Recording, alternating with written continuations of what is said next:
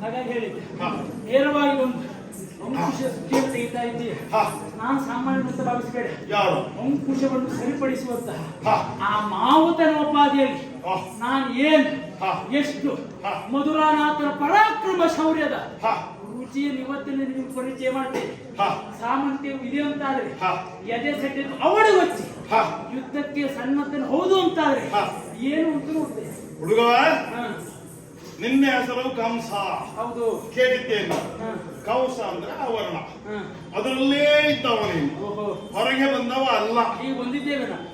ನನ್ನ ಜೀವನದ ಉದ್ದ ಉಂಟು ನೋಡು, ನಾನು ನಿದ್ರೆ ಮಾಡಿದ ಎಷ್ಟು ದಿವಸ ನೀನು ಬದುಕಿದವನು ಅಲ್ಲ. ಬಂದ ತಕ್ಷಣದಲ್ಲೇ ನೋಡಿದ್ದೇನೆ. ಅಷ್ಟು ಎತ್ತರಕ್ಕೆ ಬದುಕಿದ ನಾನು ನನ್ನ ಹತ್ರ ಬಂದು ಹೇಳ್ತಾ ನಿನ್ನ ಬಿಂಕವನ್ನ ತೋರು ಅಂತ ಹೇಳ್ತಾ ಇದ್ದೇನೆ. ಬಿಂಕ ಸಾಯ್ಲಿ ಬಿಡು, ಎಲ್ಲ ಹೋಗಿದೆ ಬಿಂಕ ಅಲ್ಲ.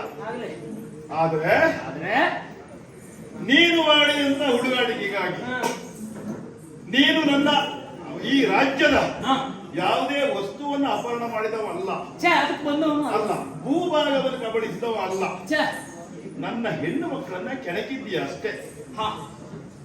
ಆದ್ರೆ ಒಂದು ಪರೀಕ್ಷೆ ಉಂಟು ನಿನ್ನಲ್ಲಿ. ಯುದ್ಧ ಆಗ್ಬೇಕು, ನನಗೆ ನಿನಗೆ ಯುದ್ಧ ಆಗ್ಬೇಕು. ಆ ಯುದ್ಧ ಹೇಗೆ ಏನು ದ್ವೇಷ ಇಲ್ಲ ನಮ್ಮಲ್ಲಿ. ನನಗೆ ಸಿಟ್ಟು ಬಂದಿದ್ದು ಹೆಣ್ಣು ಮಕ್ಕಳನ್ನ ಕೆಳಕಾಗಿ ಸಿಟ್ಟು ಬರ್ತೇ ಇರ್ತಲ್ಲ. ಹೌದೌದು, ಸಿಟ್ಟು ಬಂದು ನಾನು ಮೆದ್ದು ಬಂದವ. ನೋಡು ನನ್ನ ಸೈನ್ಯ ಎಷ್ಟು ದೂರ ಉಂಟು ಅಂತ ನೋಡು. ಸೈನಿಕರಿಗೆ ಗೊತ್ತಿಲ್ಲ ನಾನು ಯಾಕೆ ಬಂದಿದ್ದೇನೆ ಅಂತ ಗೊತ್ತಿಲ್ಲ ಅವರಿಗೆ. ಯಾಕಂದ್ರೆ ಕುಟುಂಬದ ವಿಚಾರ ಹೊರಗೆ ಬರಬಾರ್ದು. ಆದ್ರಿಂದ ಒಬ್ಬರೇ ಬಂದಿದ್ದೇನೆ. ನಿನ್ನನ್ನ ಕೊಂದು ಮುಗಿಸುವುದು ಅಥವಾ ಆಚೆ ತೊಳ್ಳುವುದು ಮಾಡುವುದಾಗಿದ್ರೆ ನನ್ನ ಸೈನಿಕರಲ್ಲಿ ಕೊಟ್ಟ ಕೊನೆಯ ಸೈನಿಕರು ಸಾಕಾಗಿದ್ದು ಪ್ರಶ್ನೆ ಅಲ್ಲ. ನಾನಾಗಿ ಎದ್ದು ಬಂದಿದ್ದೇನೆ ಅಂತ ಅರ್ಥ. ನೀ ಏನು ಎಷ್ಟು ನಿನ್ನ ಬಿಂಕದ ಹಾರಾಟ ಎಷ್ಟು ನೋಡಬೇಕು.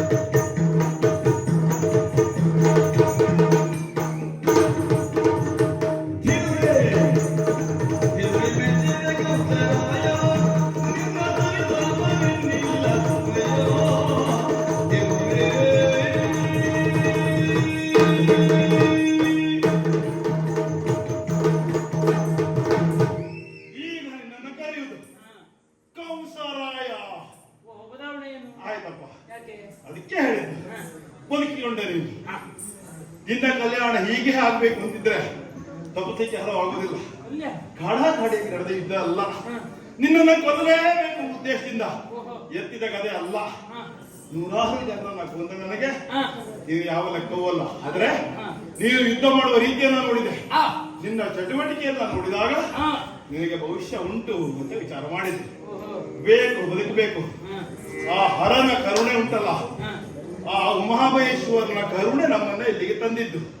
ಅವನ ಕರುಣಾ ಕಟಾಕ್ಷ ನಮ್ಮ ಮೇಲೆ ಇರುವುದರಿಂದ ನೀನು ನನಗೆ ದೊರೆತೆ ಎಂಬಂತ ಸಂತೋಷ ನನಗೆ.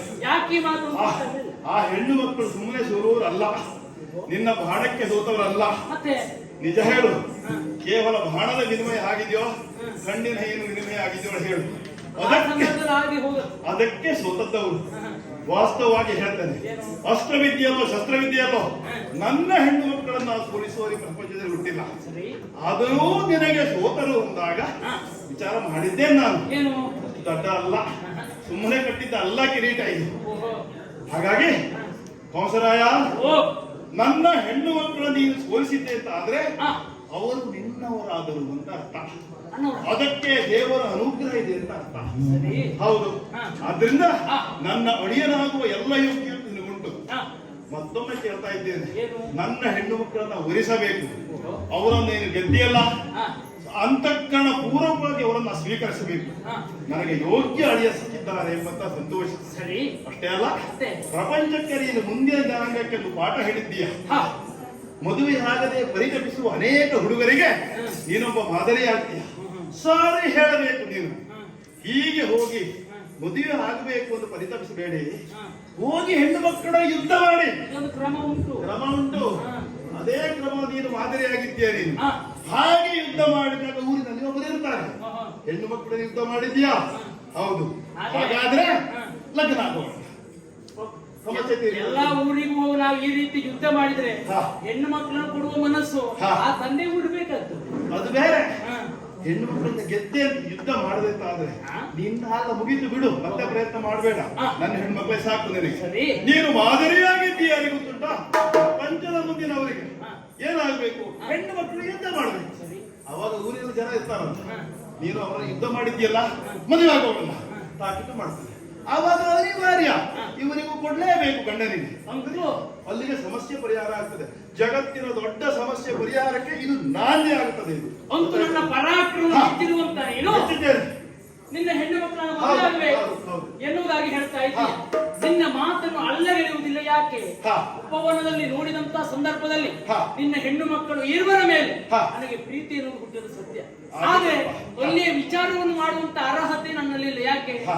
ಸಂಬಂಧಪಟ್ಟಂತ ವ್ಯಕ್ತಿ ಬರಬೇಕು, ಬರಬೇಕು, ಜವಾಬ್ದಾರಿ ಇದ್ದಂತ ಮದುವೆ ಆಗಬೇಕು ಹೌದು. ಎಂಬ ಕಾರಣಕ್ಕಾಗಿ ಅದೇ ವಿಚಾರವನ್ನು ಬಿಟ್ಟೆ. ಇದಕ್ಕೆ ಸಂಸ್ಕಾರ ಅಂತ ಕರೆಯುವುದು. ಇತ್ತ ನಾನು ಅನ್ಕೊಂಡೆ. ಹಾ. ಹಾಗಾಗಿ ಹಾ. ನೀನು ಆಡಿದಂತೆ ನಿನ್ನ ಹೆಣ್ಣು ಮಕ್ಕಳು ಒಲಿಸ್ತೇನೆ. ಹಾ. ಆದ್ರೆ ಈ ಸಂದರ್ಭದಲ್ಲಿ ಅಲ್ಲ. ಯಾಕೋ? ತಡೆ ದಿಗ್ವಿಜಯ ಹಾ. ಅದಕ್ಕೋಸ್ಕರವಾಗಿ ಬಂದವ ನಾನು. ಹಾ. ನನ್ನ ದಿಗ್ವಿಜಯ ಎನ್ನುವುದು ಪೂರ್ಣ ಆಗಲಿಲ್ಲ. ಹಾ. ಎಲ್ಲಾ ಕಡೆಯಲ್ಲೂ ನನ್ನ ಕೀರ್ತಿಯನ್ನು ಪ್ರಸರಿಸಿದ ಆ ನಂತರದಲ್ಲಿ ಹಾ. ಮತ್ತೆ ನಿನ್ನ ಪುರಕ್ಕೆ ಬಂದು ಹಾ. ನೀನು ಆಡಿದಂತೆ ಹಾ. ನಿಮ್ಮ ಪರಂಪರೆಯ ಪದ್ಧತಿಯಂತೆ ಹಾ. ನಿನ್ನ ಹೆಣ್ಣು ಮಕ್ಕಳು ಒಲಿಸ್ತೇನೆ. ಹಾ. ಈಗ ನಮ್ಮ